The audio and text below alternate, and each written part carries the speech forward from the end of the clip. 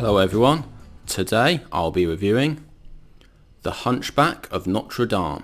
So The Hunchback of Notre Dame came out in 1939 and is based on the classic 1831 novel by Victor Hugo. This film is set in 15th century Paris and is about this outcast bell ringer hunchback called Quasimodo, who is played by Charles Laughton. And we also have a gypsy girl called Esmerelda, who is played by Maureen O'Hara, and she is wrongly framed for murder. And we also have a wide range of other characters in this film. We have the Chief of the Beggars, played by Thomas Mitchell. We have King Louis XI, who is played by Harry Davenport. And we also have a Chief of Justice character, who becomes really the main villain, and also a captain. And also there's also another love interest for Esmeralda, who is played by Edmund O'Brien. So this film actually has a wide variety of characters, and I think what I really like about this film is the scale of it. So this film, it had lots of big sets, and it was actually filmed out in the San Fernando Valley in California, where it was really hot. I watched an interview with Maureen O'Hara, which came with the Blu-ray behind me, and it was quite interesting. She said that at the time of filming this, she had never been to Paris, so she didn't actually know what the actual Notre Dame Cathedral looked like. But when she actually later went to Paris and saw the Notre Dame Cathedral, she said that it was extremely similar to the set that was built for this film. So they really had a very extravagant set for this film and loads of extras as well. And in terms of the costumes and the way this film looks, you really get a real period sense of it. It really seems to suit this time period very well, and it's just a very good looking film, even though it's in black and white. Obviously, I think just the whole look of this film really suits that medieval Paris. Now, Charles Laughton, I think, gives a standout performance in this film. Interesting enough, since his character is actually deaf from all the bell ringing, we don't actually hear him speak very much in this film. He only really speaks in a few scenes with Esmeralda, but still, in all just his performance, his body language, and all his movements and everything, obviously his character does move about quite a lot. I have to say that Maureen O'Hara is absolutely gorgeous in this film. It's really easy to see how 4 different characters fall in love with her in this film.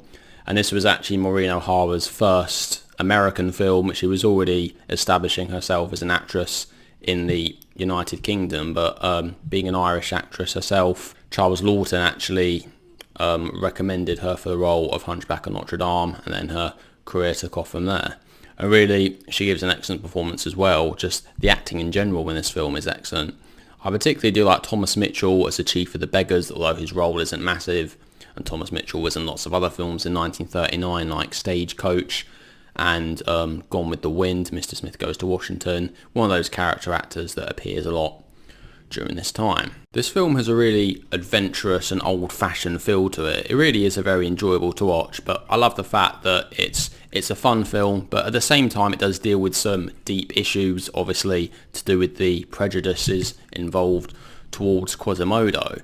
And you really get a sense of sort of the war between the working class and the upper class in this film as well. So it does have some social, political themes to it as well. So really, this film has a bit of everything, which is what I really like about it. If I was to say anything particularly bad about the film, I suppose with the makeup that Charles Laughton wears, I understand that he had to go through hours and hours of makeup each day in order to get the look right, and for the most part I suppose it looks very good.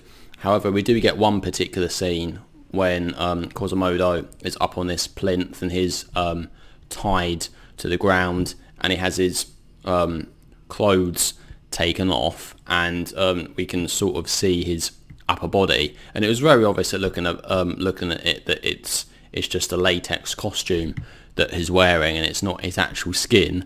But having said that, I suppose that was what they could do at the time. And obviously, when he had the clothes on top, it really looked like he was an actual hunchback, and it was very convincing. But that's really a minor complaint. I don't watch a film like this for realism. I watch a film like this for enjoyment, and it's a fantastic story. And obviously, The Hunchback of Notre Dame by Victor Hugo is a classic novel, and I think this is possibly the best adaptation of the novel that I've seen. I have seen the 1996 Disney version before, but that was quite a while ago, and yeah, to be honest, that's not one of my favourite Disney films, that one, but still good. And there was actually a 1923 silent version of this as well, which I haven't seen before, but that is apparently meant to be a classic. But yeah, this is generally regarded as being the best version.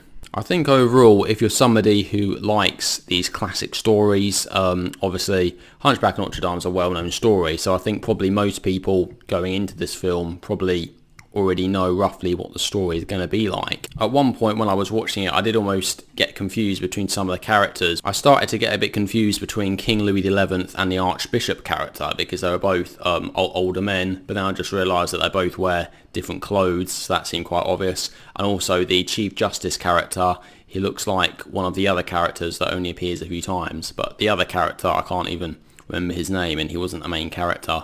So I managed to work out eventually, but I think it might just be to do with the hairstyles and the way that the characters look. Some of them did tend to look quite similar, but really most of the main characters, Quasimodo, Esmerelda, obviously we know who they are. So in terms of that side of it, it's actually really easy to follow the story and really easy to see what is going on. And I think the reason that this is such a great story is because of the Hunchback character, the humanity that he shows, I suppose, because he really is a character that we can root for, that, you know, although he doesn't say much, he seems to really have a heart and he seems to really care about people, and he obviously faces a lot of prejudice, which, you know, we as the audience, is obviously not very nice to see on screen, particularly in the scenes when, even though 1 second he is the King of Fools and is wearing a crown, later on everyone's throwing